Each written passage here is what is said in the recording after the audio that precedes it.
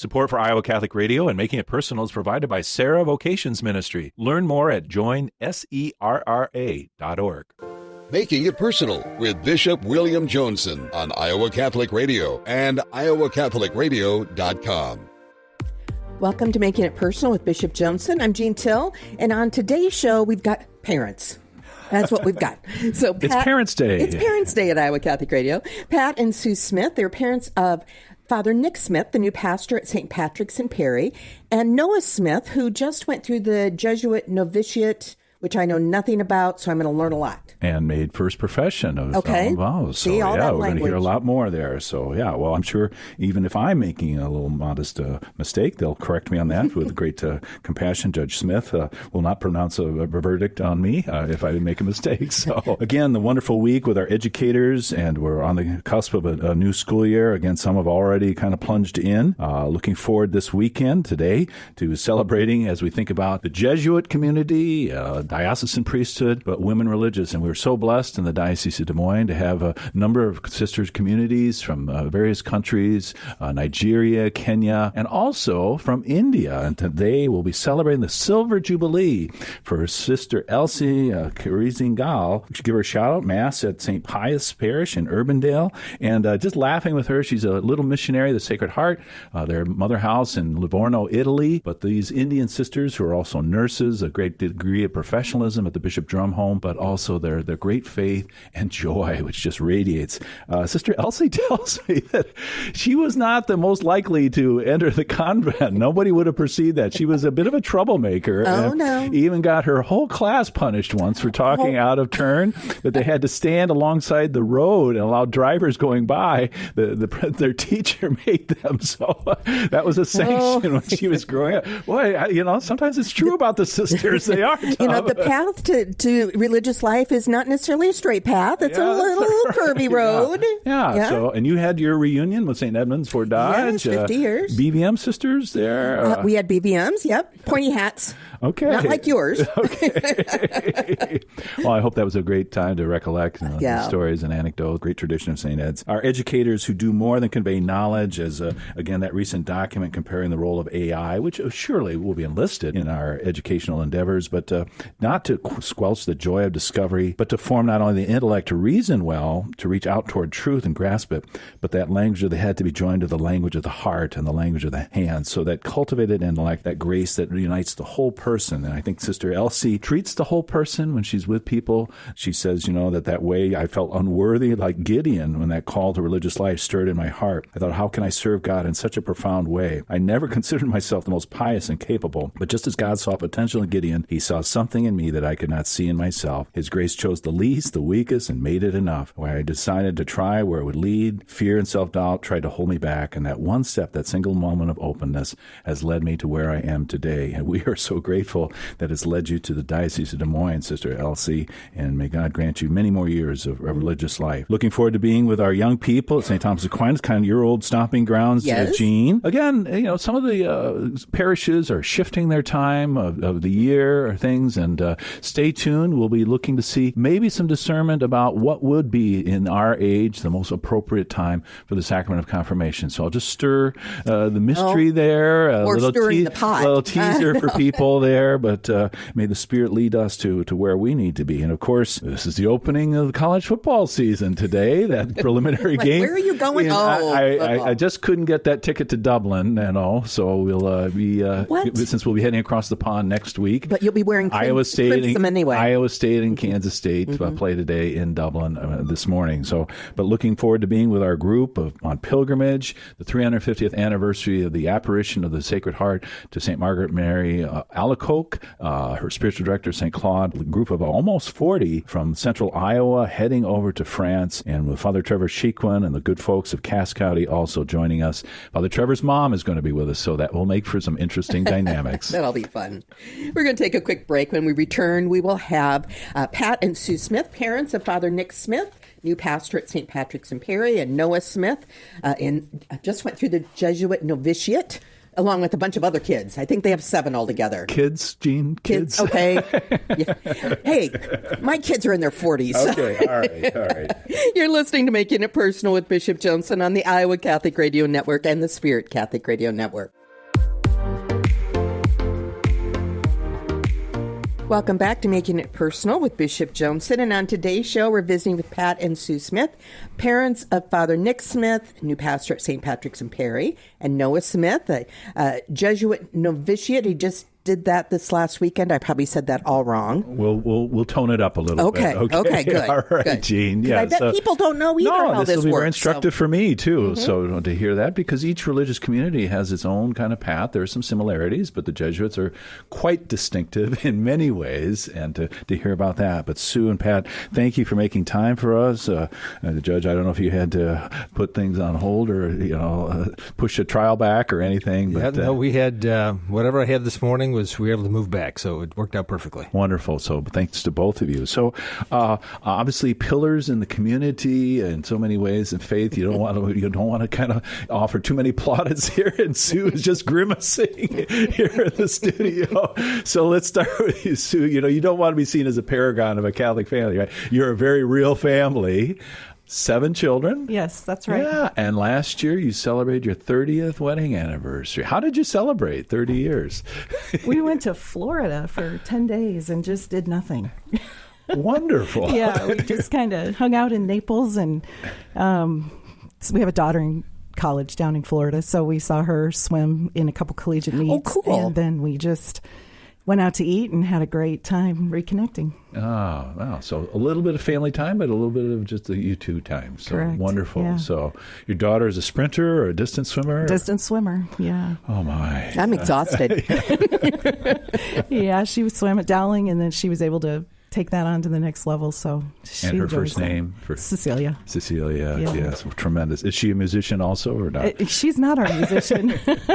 Our musician is Veronica. So, yeah. Okay. Well, we want to hear a little bit about your kids, but we are interested today in 2 in particular, but the kind of matrix of life and that mystery of Jesus present in your family. But first of all, how did the 2 of you meet? And, how did this all get rolling? Well, yeah, it's we both went to Drake here in town, and I was a couple years older than Sue, and I was a senior, and she was a sophomore when we mutual friends of ours. Psychologically about the same maturity level. Well, yeah, more or less. You got it. She's just a little bit ahead of me. That's always been true.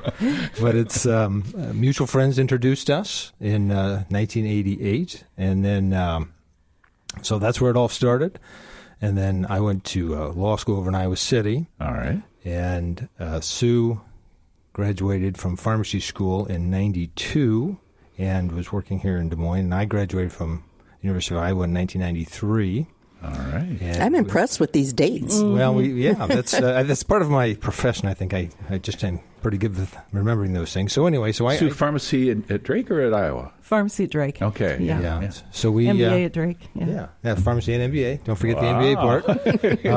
Very essential for a pharmacist. Yeah. Right? So then we were married in 94. I wasn't Catholic at the time, so I joined the church in 94, Easter 94.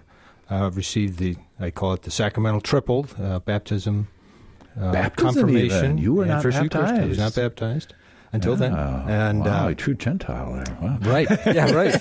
Pagan. I call him a pagan. Right. I was a project. This is something we tell our children. It's okay. It's a journey. It's a project. So then I joined the church in April of 94 at Easter, which is of course a great blessing of my life to become Catholic, and then my other great blessing is to marry my bride in November of 94. Wow. She did not make it a condition of marriage? That's a good question. Her parents might have.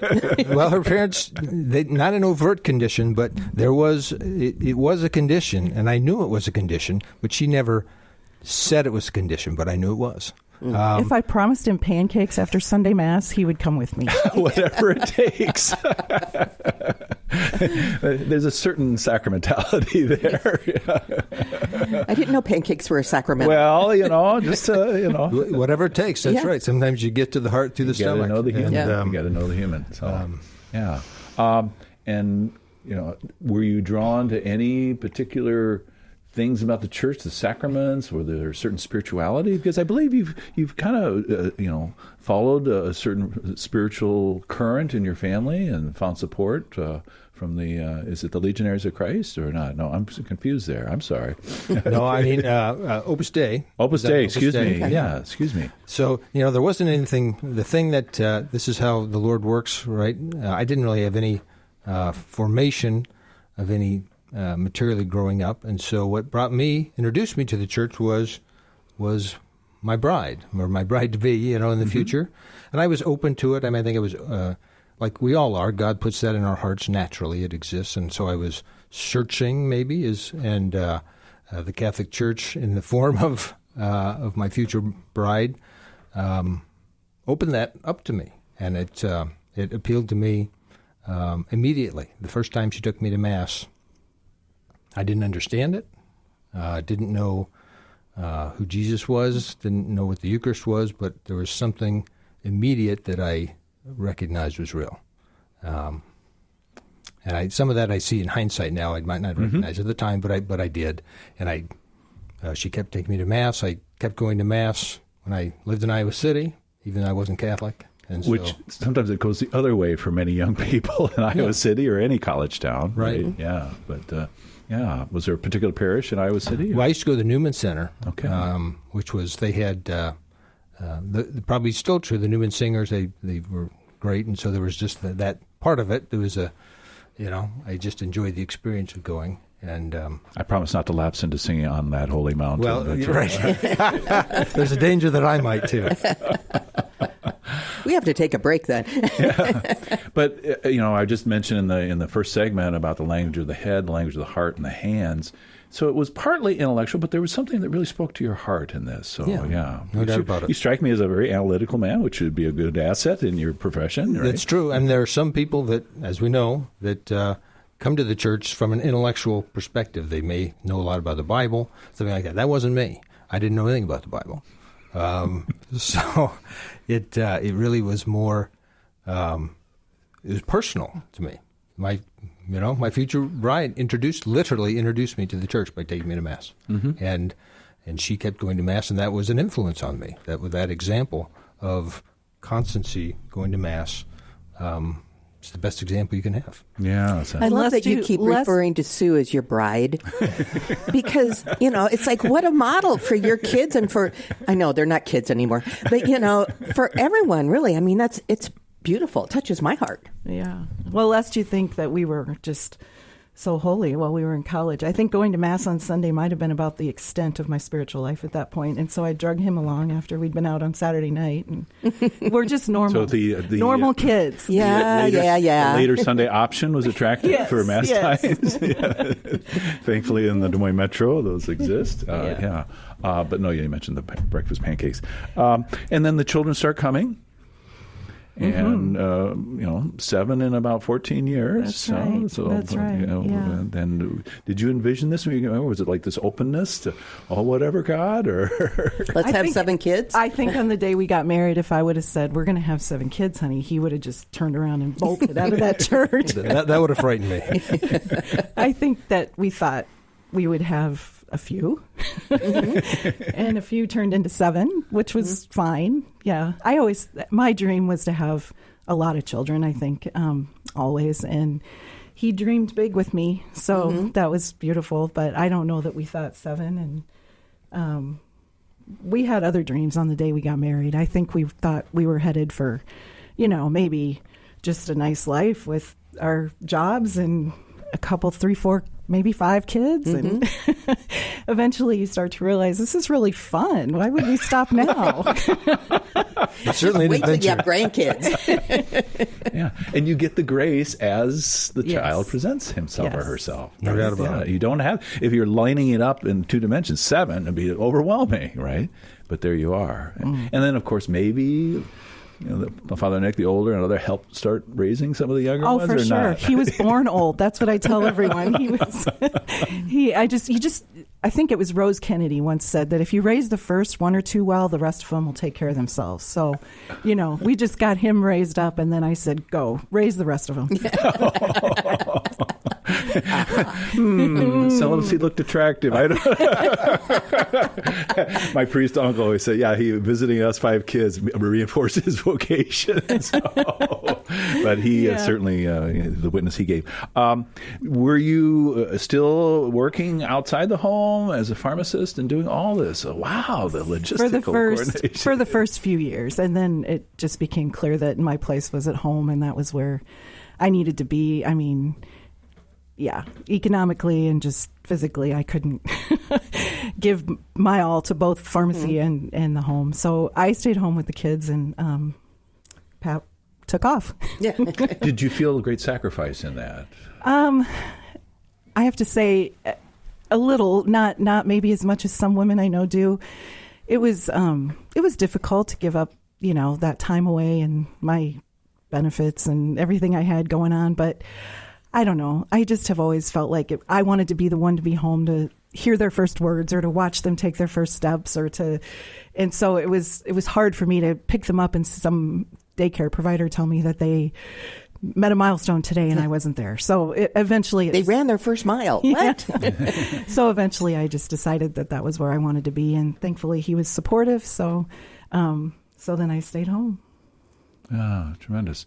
And Mass, obviously, but how was faith an ingredient to your family life? And, and Father Nick has alluded to the fact, that the conversations and, the diversity of your kids, science, all these things, kind of like we were alluding to before. Well, yeah, that's a good question. I think, I credit Sue for really, they say that the mom is the heart of the family, and that's really true in our family. And so I credit her for being deliberate and, I attribute it really to we try and be natural in the way we live our faith. And just having a happy, cheerful home is a big part of it. And Father Nick in his pastor's letter last weekend alluded to the dinner table. And that was a big part of our that's part of our family life is, we have dinner together, we laugh, simple prayers before and after dinner are just part of the natural fabric of our life that I think help form our children, help form our family as a hopefully we like to think we were a close family, and those little things, those natural things that happen in life were a big part of our family formation. Just being present to each other, that's an elusive thing for families now, to even have a meal together, more than once a week. So at a table. At a table. That's right. That's right. Yeah, at a table at Chick-fil-A. So, but, no knock against Chick-fil-A. We spent our few days at Chick-fil-A. We spent our fair share of time there, too. So.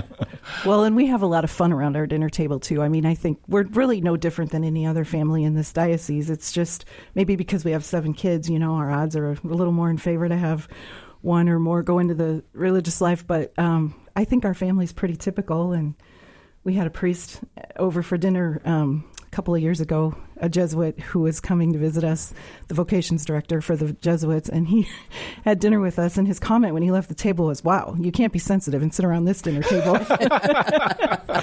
So yeah, well, I was kind of going to go there. The happy table, lots of laughter, but was there some repartee that once in a while had an edge to it? And, for sure. There was a need for reconciliation once in a while. Yes. Our Especially kids are all the junior high and beyond. And I would say our kids are all pretty quick-witted, like their father. And so the banter is like a tennis match some nights. And yeah. Do you have to play referee? That's his job. But yeah, to argue things and in the ambiance of faith, but you better make sense when you're saying something, and you better be able to back it up, right? As I think Father Nick said, the why behind things, just looking at the world, and how both of you communicated that to them. So you look like you're about ready. Right. No, and I think the why that's been very important to me as an outsider, right? When I came to the faith, and so those questions like why do you do things? That was important to me as a new Catholic, and so I thought it was important forming our children that it's not just we're doing this. The church does this just because we're telling you. In some ways, as parents, when your children are young, it is, right? You have to come to Mass with us every Sunday because we're your parents and we're telling you to do that. Yeah. But ultimately, we hope that our children, as they grow older, make the decision themselves. This, I want to know God. God is calling me to this particular vocation, and I want to respond to it. So that giving them that freedom as they get older, and any parent hopes that their children respond to that.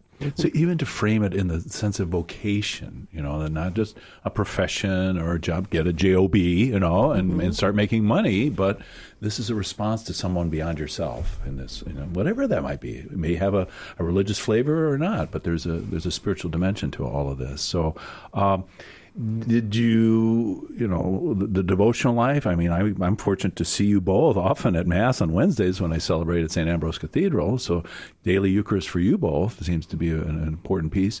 St. Augustine Parish, so the Eucharistic Adoration Chapel, and unfortunately I'm going on and on right up into the break here, and Jean is looking at me with that cocked eyebrow here. So okay, we do need to take a break, and when we return, we'll be visiting more with Pat and Sue Smith, parents of Father Nick Smith, and a new Jesuit in the making, Noah Smith. You're listening to Making It Personal with Bishop Johnson on the Iowa Catholic Radio Network and the Spirit Catholic Radio Network.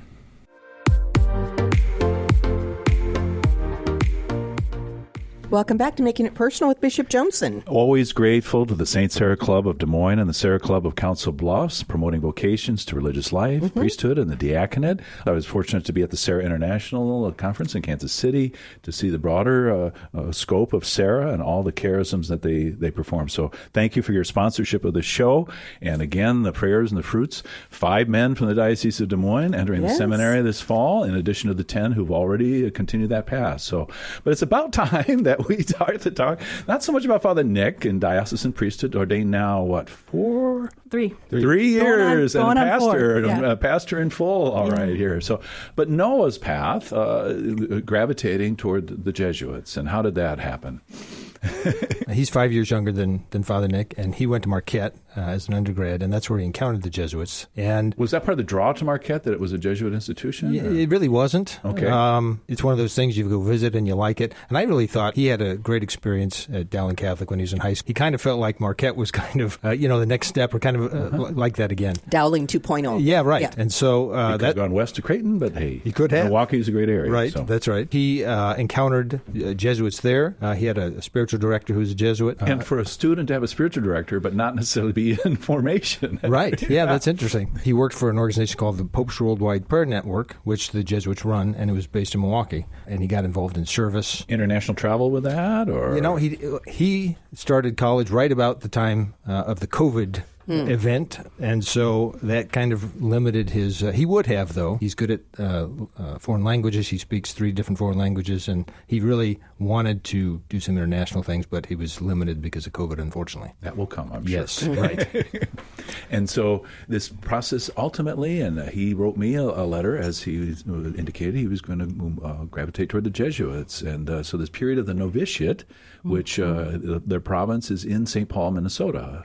And correct. Were you able to visit him there during that period, or were you kind of like, a little bit? They don't encourage a lot of family visits, but he gets 1 week a year to come home. That's really about it for him. We could go up, sort of needed to clear that ahead of time, and we couldn't just pop in. But so we saw him, I don't know. We had a wedding in there, too. One of our daughters got married, so he was able to come for the wedding. But and a funeral. And a funeral. So they did let him see us. Humane of that. Yeah. So 4 years of undergraduate before he started correct. Jesuit formation? Okay. Correct. So he's 6 years in. He is. Post high school. Yeah. Okay. Yeah. So this period of 2 years novitiate. So the great event on August 9th in St. Paul that you were present at, in his profession of solemn vows. Right. Tell us about that, Sue. I think that's new. They were telling us historically Jesuits didn't make their first vows in front of families. So we were grateful that that's changed over the years. Mm-hmm. But so there were 8 men who professed first vows with the Jesuits after 2 years in the novitiate. And now, they professed vows of chastity, poverty, and obedience perpetually. And so they're in. They're in. Okay. And up until now, he's had a little lowercase n, SJ, after his name, novice. Mm-hmm. Now they get to remove the N, and he's just Noah Smith, SJ. Okay. So now they move into a new period called the scholastic period for 3 years, and they will all be dispersed to different Jesuit universities to study philosophy. And he will be at Fordham for 3 years in the Bronx. Wonderful. And then following that 3 years, they do a Regency period, which is teaching 3 years, usually at a Jesuit high school somewhere in the United States. And then he would move on to 3 years of theology, which is typically Boston College or even overseas, like in Rome or Paris. We'll have to have you back and track him along the way. Yeah, and that's right. maybe hear about this extended pilgrimage that all Jesuit novices make. And unfortunately, we run out of time. We do want to give a shout out also to Christopher Kinkor, Dowling Catholic grad himself, a little bit older than Noah, right. Brother Noah, but wonderful things, both promising that they will enter the same society to spend my life in it forever. Wow. And so laying down their lives in that commitment, just as you have in your lives and your marital vocation. Thank you for being with us, Pat and Sue. Thank you, Bishop. This has been another edition of Making It Personal with Bishop Johnson. Thanks to our guests and to all of our listeners in Iowa, Nebraska, Wisconsin, or wherever you may be listening to the Iowa Catholic Radio Network and the Spirit Catholic Radio Network. You can hear Making It Personal with Bishop William Johnson every week on Iowa Catholic Radio and iowacatholicradio.com. Support for Iowa Catholic Radio and Making It Personal is provided by Sarah Vocations Ministry. Learn more at joinserra.org.